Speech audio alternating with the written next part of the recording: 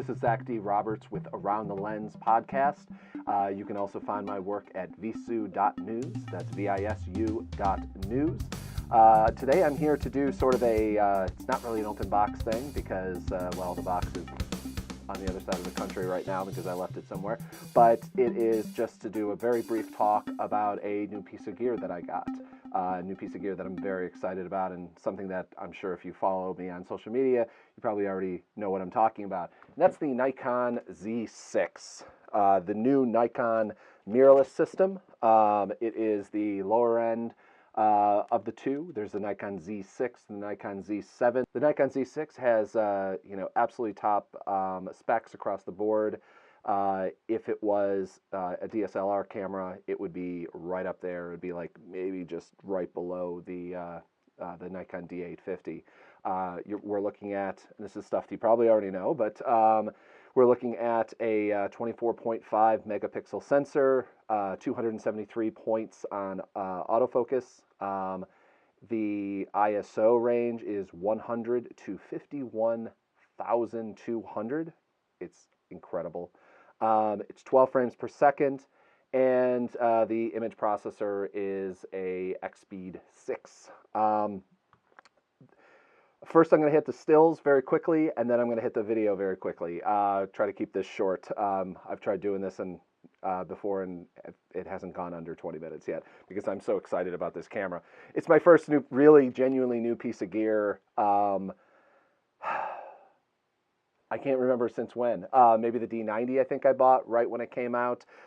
This just came out a couple, has been really available just for a couple, maybe 2 or 3 months now.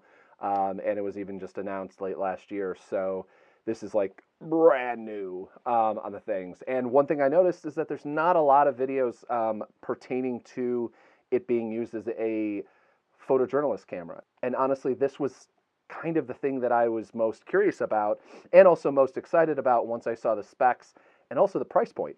$2,200 when it comes with the sensor, or I'm sorry, not the sensor, the mount adapter.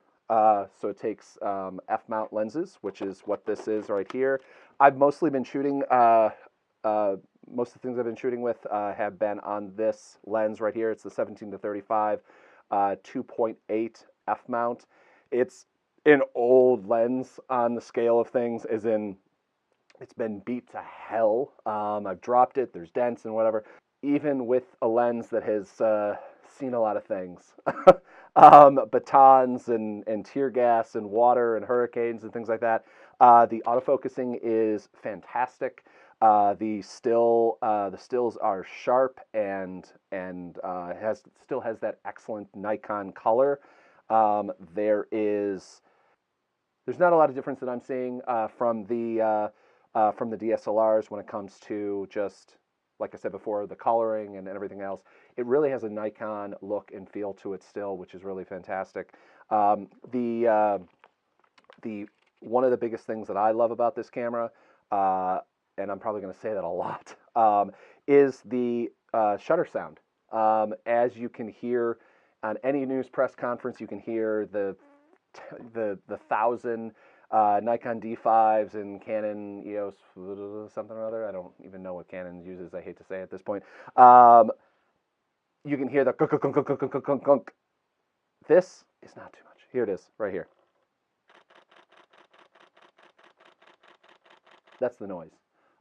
This, just if nothing else, is going to change the photojournalism industry as people move towards that. That is on the louder mode. If I switch to taking frames in video mode, it's dead silent. That's me taking photos right there. That's just the sound. The only sound you might have. That's autofocus going back because it's a wide-angle lens and it's trying to focus it. Anyway. But that honestly has been one of the things I'm most excited about. It's not that I do. It's a great street photographer camera immediately, but it also is just really great for taking photos at events where people might be uncomfortable having their photo taken, or just somebody's in the middle of a speech and it's clunk, clunk, clunk, clunk, clunk, and that's just not always a big thing. Even on the D750, which is quieter than, say, the the D5 or the larger models, it's still pretty loud, and it can be considerably disturbing in a quiet moment. And I don't like to do that. That's one of the reasons I don't like to use flash or anything. I want it to be exactly the way I saw it and experienced it without changing it. Absolutely incredible stills. The file size isn't that bad.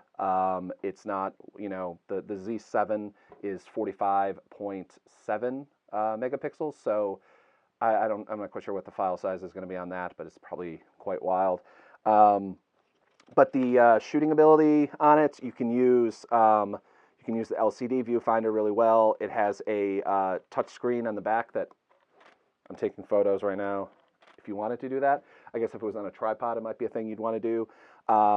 You can have different autofocusing when it comes to the touchscreen on the back. I'm not a huge touchscreen person. In fact, I usually have it off, which is nice because there's just a single button right there. You don't have to go into the menu system.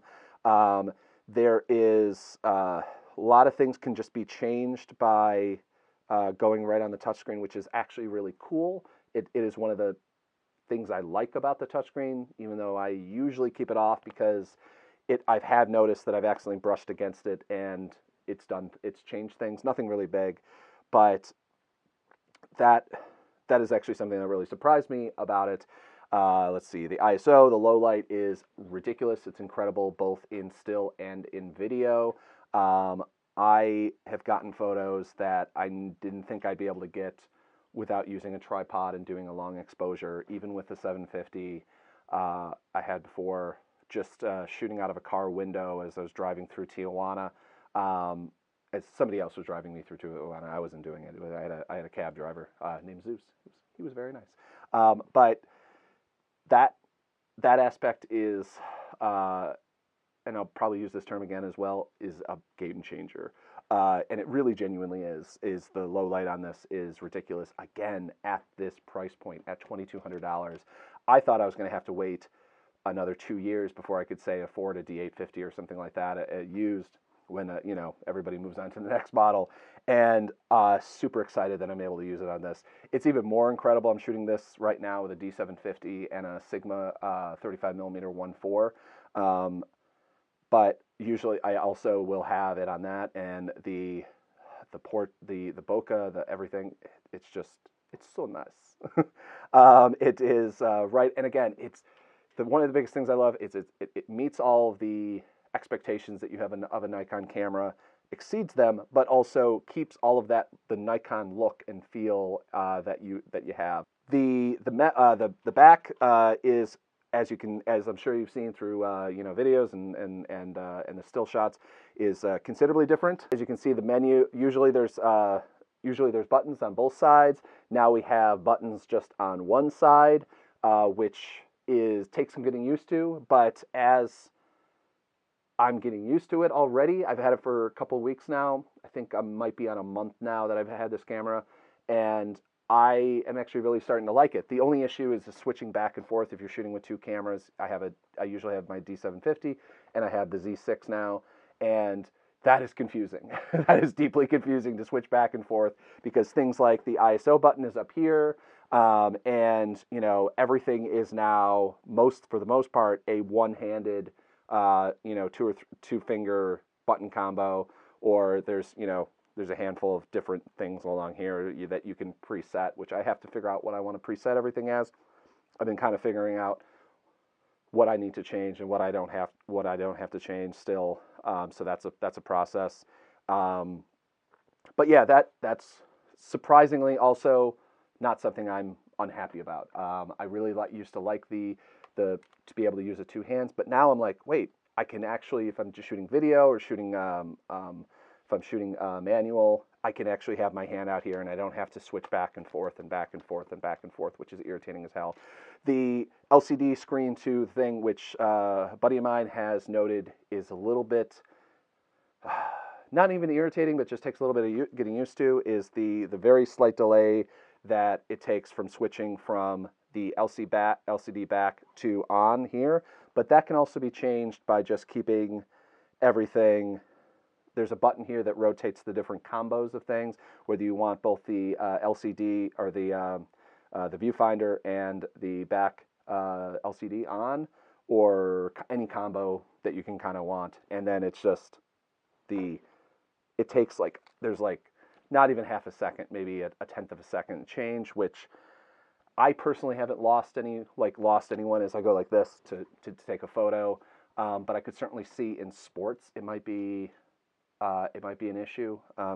But more and more I'm seeing people use the mirrorless cameras for sports, so they must be having something. And also the idea that you could also use the back LCD a lot easier as well, for whether it be focus touch or just being able to see tracking a little bit better. So I'm not quite sure. I don't shoot a lot of sports, so it doesn't really come up that way. Let's switch to the video since I'm already going long here. Video is also very incredible. I've shot 4K using an interview just with my 7200 on a tripod using natural light. It looks like it's lit by I had really good light. I was in California, but it looks like it's lit. It was lit by a professional, which I am not a professional lighting person by any means. The depth and the file size isn't that bad, which is also really nice. The great thing is, though, that it's got the Nikon video, which I personally, again, I love Nikon video. That's one of the biggest reasons why I bought this camera, is the Nikon video color and depth and everything, the way it looks, which I've never really dug the Canon too much, and the Sony just, I don't know, hasn't really excited me that much. I've been using, for most of the video, I've been using the 17 to 35 millimeter lens, so I can't speak to how good the autofocus is because this lens is not really meant for that sort of system. I'll have to try to have a newer 24 to 120 f4 that is a little bit more, has the VR and has the whatever, so it might be a little bit more set for it. But yeah, the video is incredible. It's I think maxes out on 29 minutes. I've tried the slow-mo. The slow-mo is cool as hell. The battery is fine if you're just doing stills and using the viewfinder or the eyepiece. If you're going back and forth and using the back, yeah, the battery's not going to be as good. Shooting 4K and shooting slow motion, things like that, battery seems to blow through really badly. Not really badly, but a lot. Kind of in the way that you'd expect, just because of all the stuff that it's doing. The awesome thing that I love is that it still uses the same batteries. It uses the same batteries as the D600 and the 750, which I love, because that was another thing I was really worried about, is having to buy all new batteries for one camera was going to be really irritating. The coolest thing in the world about this camera, I gotta say, is that you can charge it if you're using the new version of the AtL 15. I think they're the 15Bs or something.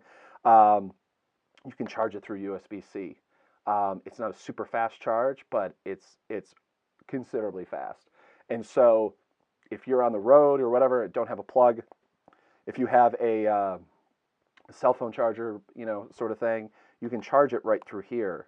Through the USB-C, and that's really incredible. You can dump the photos from here using USB-C. It doesn't seem to be up to USB-C like top speeds. I did try to do that because I bought an QXD reader that didn't work that well, or didn't work at all, so I had to buy the Sony one, which I recommend. It just works. Spend the extra money. But yeah, I could go on, but I'm almost already at 20 minutes here, and I'm going to do a lot more videos about this camera, obviously. If you have questions about it, if you have very specific things, I can either do a video or blog post or whatever on aroundthelens.com and talk about it more, because for photojournalism purposes, there's not a lot out there for this. I'm going to try to get a bunch of photojournalists together who have this camera, and we're going to do a video later in the week just talking about its pluses and minuses and our experiences using it. But yeah, obviously my recommendation is if you're looking for a new camera and you're a Nikon guy, Nikon person,